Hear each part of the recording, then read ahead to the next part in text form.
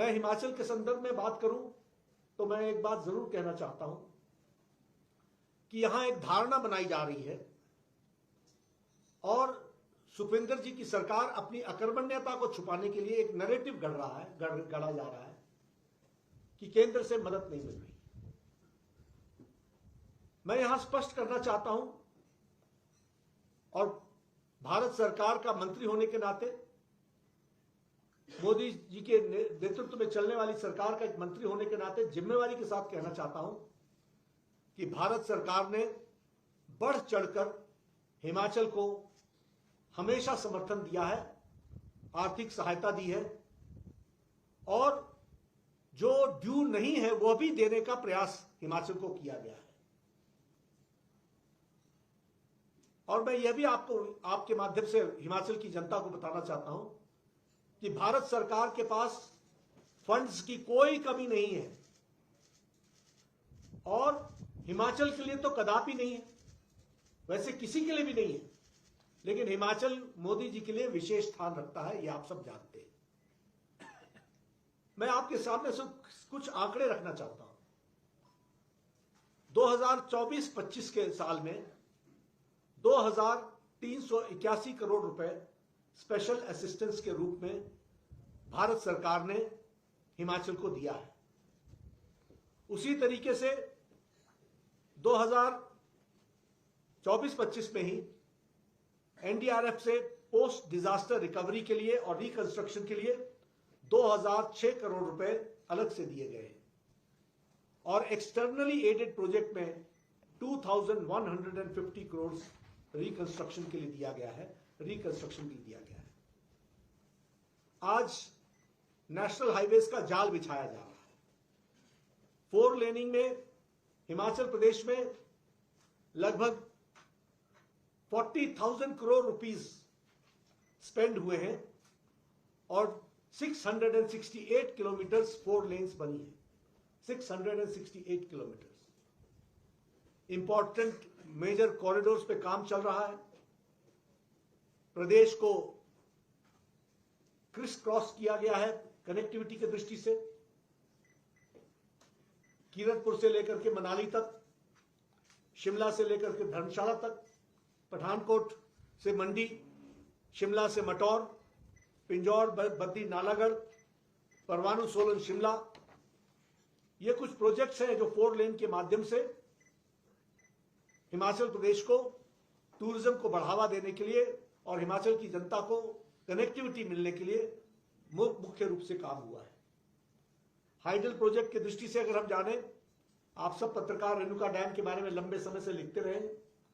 Renuka dam को national importance का project declare कर दिया गया है और 7,000 करोड़ रुपए उसके लिए सैंक्शन हो चुके हैं। हमारे लूरी स्टेज 1 हाइड्रो प्रोजेक्ट के लिए 1,800 करोड़ रुपए सैंक्शन हो चुके हैं और काम चल रहा है। Indian institute of management Sirmaur operational हो रहा है, 531 करोड़ रुपीस उस पर भी खर्च हुए हैं। Indian institute of information and technology Una, इसको 13 अक्टूबर 2022 को डेडिकेट कर दिया गया है। स्मार्ट सिटीज में शिमला और धर्मशाला जहां इंक्लूड हुए हैं, वहीं 1,188 करोड़ रुपए इस पर खर्च हुए हैं। उसी तरीके से रेलवेज में इसी साल हिमाचल के लिए 2,911 करोड़ रुपए खर्च हो रहे हैं, 2,911 करोड़ रुपीस। 4 प्रोजेक्ट्स पर काम चल रहा है। 255 किलोमीटर की रेल लाइन में 13,168 करोड़ रुपए खर्च हो रहे हैं। अमृत भारत के स्टेशन 4 स्टेशन को वर्ल्ड क्लास स्टेशंस बनाया जा रहा है, जिसमें अंब अंदौरा आता है, बैजनाथ पपरोला आता है, पालमपुर आता है, शिमला आता है। ये सब वर्ल्ड क्लास रेलवे स्टेशंस बनाए जा रहे हैं। उसी तरीके से वंदे भारत जो 165 से ज्यादा ट्रेन चल रही है, उस पर हिमाचल में भी दिल्ली अंब अंदौरा ये ट्रेन ऑपरेशनल है। इलेक्ट्रिसिटी में सूर्य घर योजना में बहुत बड़ा काम हुआ है। बहुत छोटी अवधि में 10,339 घरों के रूफटॉप्स पर सोलर पैनल्स लग चुके हैं। सब्सिडी 73 लाख की सब्सिडी दी जा चुकी है। हेल्थ केयर पर मैं विशेष करके आना चाहूंगा। हेल्थ केयर में एम्स बिलासपुर 1400 करोड़ रुपए की लागत से तैयार है, ऑपरेशनल है। 2000 करोड़ रुपए प्रति वर्ष उस पर खर्च हो रहे हैं। रेकरिंग कॉस्ट उसका 2000 करोड़ रुपए है प्रति साल का। 547 नए मेडिकल कॉलेजेस बने हैं। कुल मिलाकर के देश में 820 मेडिकल कॉलेजेस बने हैं। चंबा, नाहन और हमीरपुर को 547 करोड़ रुपीस देकर के इन हॉस्पिटल्स को, इन मेडिकल कॉलेजेस को भी चलाया गया है। पीजीआई का सैटेलाइट सेंटर पर काम तीव्र गति से चल रहा है। 400 करोड़ रुपए से ज्यादा खर्च हो चुके हैं।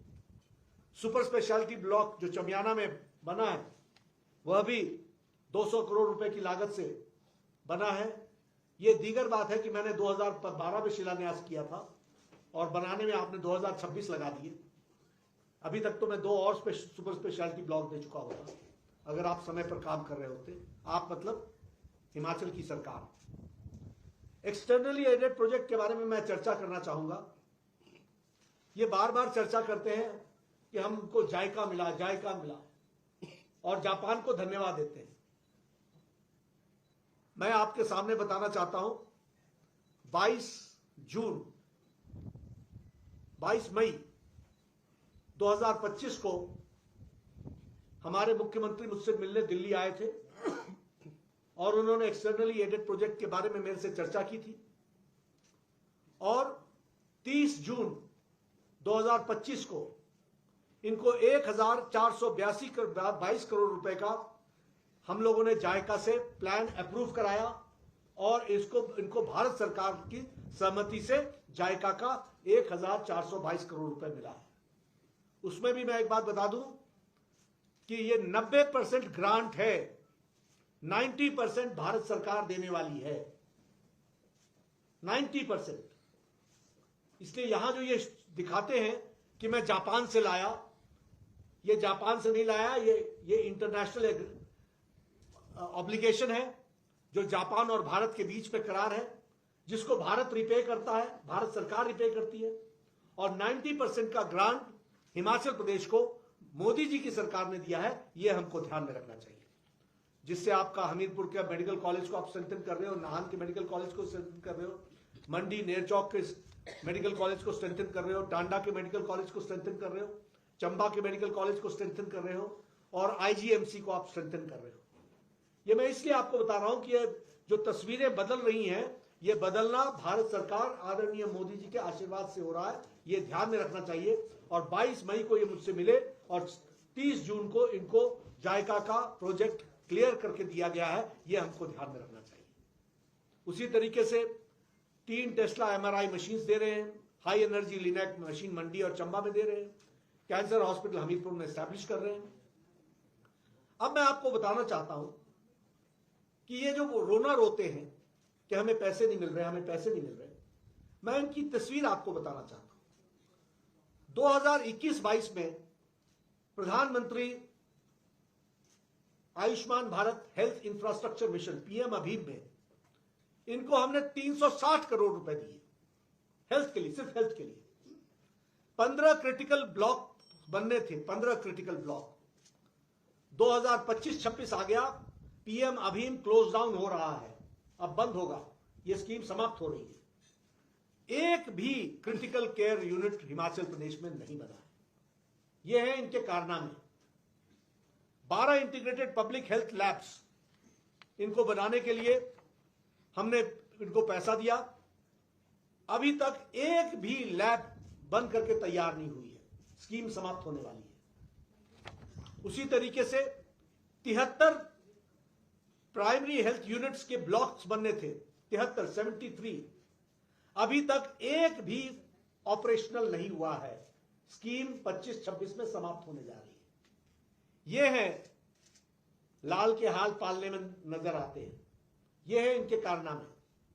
5 साल की स्कीम थी, इनको हमने इसके तहत हेल्थ में ही हमने 360 करोड़ रुपए दिए थे। यह खर्च ही नहीं कर पाया, अब यह पैसा वापस जाएगा। उसी तरीके से 15वें फाइनेंस कमीशन में, 15th फाइनेंस कमीशन में सिर्फ हेल्थ में हमने इनको 521 करोड़ रुपए अप्रूव करके दिए, 521 करोड़। सिर्फ 52% ये खर्च कर पाए। 15 फाइनेंस कमीशन समाप्त हो चुका है, 16 फाइनेंस कमीशन शुरू हो गया है, पैसा लैप्स कर चुका है।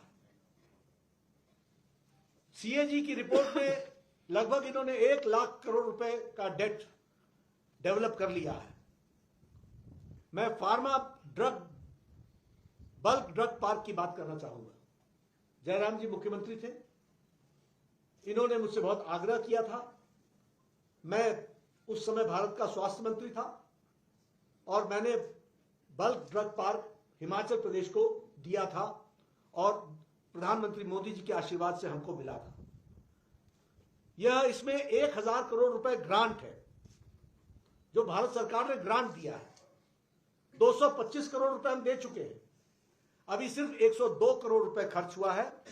यह स्कीम 2025 में इनको एनवायरमेंटल क्लियरेंस के साथ ये शुरू हुई है। 2021-22 में मैंने स्कीम दी, 2025 में ये काम शुरू करते हैं और अभी सिर्फ 102 करोड़ रुपए खर्च कर पाए हैं। लगभग 1500 करोड़ रुपए खर्च होने हैं। तो ये इनका रिकॉर्ड है। इनको हमने मेडिकल डिवाइस पार्क दिया, उस समय भी मैं स्वास्थ्य मंत्री था। फार्मास्यूटिकल्स की तरफ से मेडिकल डिवाइस पार्क दिया गया। जयराम जी ने बहुत आग्रह किया था और उस समय भी इनको हमने 100 करोड़ रुपीस का आउटले दिया था। 10 फरवरी 2022 को यह स्कीम अप्रूव हुई थी और इन्होंने 2024 में, 2025 में स्कीम समाप्त होनी थी, तो इन्होंने 2024 में यह स्कीम लौटा दी। आप देखिए, ऐसे भी हमारे सपूत हैं, ऐसे भी हमारे मुख्यमंत्री हैं जो स्कीम को लौटा देते हैं। उपयोग तो क्या करना, खर्च तो क्या करना। जो चीज भारत सरकार, गुजरात में जाकर के मेडिकल डिवाइस पार्क देखिए, वो एक इंटरनेशनल डेस्टिनेशन बन गया है। इसी तरीके से अन्य जगह स्टेट्स में काम चल रहा है, लेकिन हमारे यहां उसको वापस करने का काम भारत सरकार ने किया है। मैं यहां यह भी आपको बताना चाहता हूं कि यहां की फाइनेंशियल हेल्थ को के दृष्टि से अभी तक इनके कोई भी मैनिफेस्टो में कहे गए काम एक भी लागू नहीं हुए हैं और एक भी फुल्ली इंप्लीमेंट नहीं हुए हैं। ये हमको ध्यान में रखना चाहिए। मैं आपके सामने कुछ आंकड़े रखना चाहता हूं। हालांकि आंकड़े समझना थोड़ा सा एकदम आसान नहीं होता है, इसलिए मैं रिटन टेक्स्ट भी लाया हूं जो आपको इस मीडिया ब्रीफिंग के बाद मैं दे दूंगा ताकि आप इसका उपयोग कर लीजिए। लेकिन 2026-27 का कैपिटल आउटले 3090 करोड़ रुपए का है। यह 70% डिक्रीज है 2025-26 से, यानी आपका कैपिटल आउटले भी 70% एक साल के अंदर डिक्रीज है। और यह डिक्रीज क्यों है? क्योंकि आप एसेट क्रिएशन के लिए जो आपको पैसा दिया गया था, आप एसेट क्रिएट नहीं कर पाए और इसलिए 70% का डिक्रीज है। 88% का पैसा आप सैलरीज, पेंशन्स और कमिटेड लाइबिलिटीज में आप खर्च कर रहे हैं। टोटल डेट जो जयराम जी के समय में 37.7% था ऑफ द जीडीपी, वह आज डेट 41% ऑफ द जीडीपी हो गया है। फिजिकल डेफिसिट देखा जाए तो वह 6.5% बढ़ गया है। जो हमारी सरकार में 3% ऑफ द जीडीपी था, वो 6.5% बढ़ गया है। आप सब लोग से बेहतर कौन जानता होगा कि एमपी और MLA lab, MLA local development fund आपके पास कितना आ रहा है और आपको कितना मिला है। ये इसके तो आप ही चश्मदीद गवाह हैं, हमारे एमएलए भाई लोग सब जानते हैं। लेकिन दूसरी ओर ग्रांट्स जो है भारत सरकार की ओर से 9.47 लाख करोड़ रुपीस अर्बन और रूरल बॉडीज को और डिजास्टर मैनेजमेंट के लिए दिया गया है। उसी तरीके से 11,871 करोड़ हिमाचल को central assistance state capital investment के लिए दिया गया है। इसलिए मोदी जी ने कभी भी किसी भी तरीके की कोई भी कमी नहीं छोड़ी है भारत सरकार की तरफ से हिमाचल सरकार को समर्थन दे देंगे। मैंने आपको प्रोजेक्ट वाइज बता दिया कि इनका यूटिलाइजेशन सर्टिफिकेट क्या है और यूटिलाइजेशन क्या दे रहे हैं। और मैं आपको यह भी बता दूं कि डिजास्टर मैनेजमेंट और डिजास्टर के रिकंस्ट्रक्शन का यूटिलाइजेशन सर्टिफिकेट अभी तक नहीं भेजा है। उसी तरीके से ये जो 1500 करोड़ रुपए प्रधानमंत्री जी घोषित करके आए, जो बोलते हैं कि नहीं मिलता है, इनसे जो क्वेरी की गई, क्योंकि ये जब इनको बंदूक चाहिए, जब इनको रिवॉल्वर चाहिए होता है तो बंदूक का लाइसेंस मांगते हैं। ये इन्फ्लेटेड प्रोपोजिशंस भेजते हैं, जब क्वेरी लगती है तो उसका जवाब नहीं देते। और उसके बावजूद भी सारी चीजें भारत सरकार की तरफ से तत्परता के साथ पाइपलाइन में डली हुई है। हम कभी भी हिमाचल को पैसा देने में कभी भी कोई गुरेज नहीं किया है, लेकिन जो दिया है वो इससे खर्च नहीं हो रहा है, ये मैंने आपके सामने बताने का प्रयास किया है। ये एडहॉक सरकार जो चल रही है, यहां additional chief secretary additional charge पर है, डीजीपी एडिशनल चार्ज पर है। वैसे तो मुख्यमंत्री खुद भी एडिशनल चार्ज पर ही है, सरकार तो दिल्ली चला रही है, ये तो यहां एडिशनल बैठे हुए हैं।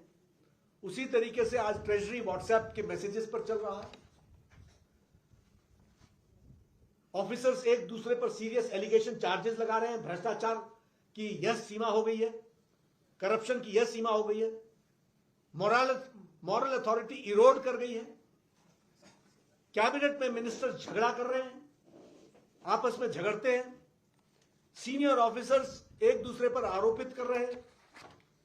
इस तरीके की आज स्थिति हिमाचल प्रदेश की बनी हुई है। बड़ी संख्या में हिमाचल के कॉम्पिटेंट ऑफिसर्स दिल्ली जाने के लिए आतुर हैं, यहां छोड़ करके जाना चाहते हैं, एक्सोडस है। यह यहां की स्थिति है। और अगर मैं एक शब्द में बताना चाहूं तो एक होता है गुड गवर्नेंस, एक होता है गुड मैनेजमेंट, एक होता है बैड मैनेजमेंट। यहां तो नो मैनेजमेंट, मैनेजमेंट ही नहीं है, नो गवर्नेंस। गवर्नेंस नाम की चीज मुझे देखने को मिल ही नहीं रही है। और हिमाचल की जनता त्रस्त है, त्राहिमाम है, डायरेक्शनलेस गवर्नमेंट है, डिसीजनलेस गवर्नमेंट है। किसी भी तरीके से कोई दृष्टि, विजन नाम की चीज दिखती नहीं है। इस सरकार को लॉक स्टार्ट और बैरल के साथ जाना है। पंचायती राज चुनाव के नतीजों ने इंडिकेशन दे दिया है, लेकिन फिर भी मैं एक बात जरूर कहूंगा कि भारत सरकार की तरफ से और प्रधानमंत्री मोदी जी की तरफ से हिमाचल सरकार को किसी भी तरीके की कमी हम अपनी तरफ से नहीं आने देंगे। लेकिन ये खर्च करने वाले तो बने, ये खर्च तो करें। इनसे खर्च ही नहीं हो रहा है, यूटिलाइजेशन सर्टिफिकेट्स ही नहीं दे पा रहे। तो यह आज की स्थिति है। मैंने कोशिश की है कि कम समय में आपको एक आर्थिक विवरण दे सकूं। मेरा एक रिटन स्टेटमेंट भी है जिसमें मैंने सारी बातें डिटेल में लिखी हैं। ये आपको मिल जाएगा, आप इसका उपयोग कर सकते हैं ताकि आपको